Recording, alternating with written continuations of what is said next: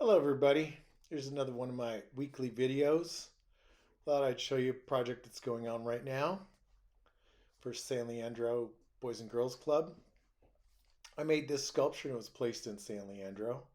And so when the Boys and Girls Club had something to build, they asked me if I could come up with an idea to create a shade structure for this area. So it has this shape, and I was thinking along these lines, like Buckminster Fuller, something like that. And I'd been working on more simple two-layer truss design, and I thought this might work. What would it be like if I bent it around a shape like that? Would it be beautiful? So I made a rough version of it, and just by hand bent it, and it's kind of funky because it's just welded. But I wanted to see, like, what's it like to be underneath that? What kind of shadows would it make? And I was thinking, this is good. So now I'm making a more refined version of it. Um, Putting a little post at each place where the metal will cross and be welded together.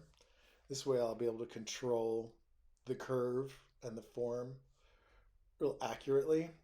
Still not going to be perfect, but it'll give more of a sense of clean, subtle lines. And I'm clipping them off so that they to create that shape.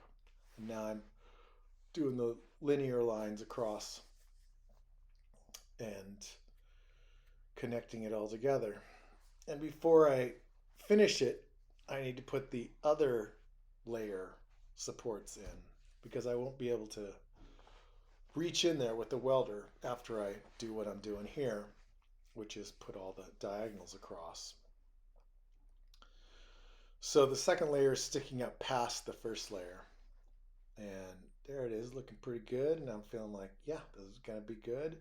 So now I'm starting on the second layer, clipping those off. And now I can get the relationship between the two layers and keep it nice and clean. Again, this is something I'm really interested in. What if it was really perfect? Like the stuff I normally make is all handmade and has consistent mistakes all over it. So it looks good, but this is something I want to try where it's like perfect. And I'm feeling good about this right now. I'm feeling like I could play with this arch. Um, it's getting finished up. And like there's the old one. And see, it's much funkier than this one. This one is nice and clean, smooth, and still not perfect, but it has that vibe of finished quality to it. Just about done. Snip all the edges off. And there it is. There's the old one and the new one. And it's got pretty nice form, nice flow to it. Yeah, digging that. Not perfect, you can see. Still got mistakes, but that's pretty nice. So we'll take the next step, which is to go digital this time. Now there it is, perfect. And what do these lines look? I'm really liking this. So this is a real rendering of an actual version where it's very smooth and accurate. And I'm digging this. I think it's just going to be amazing.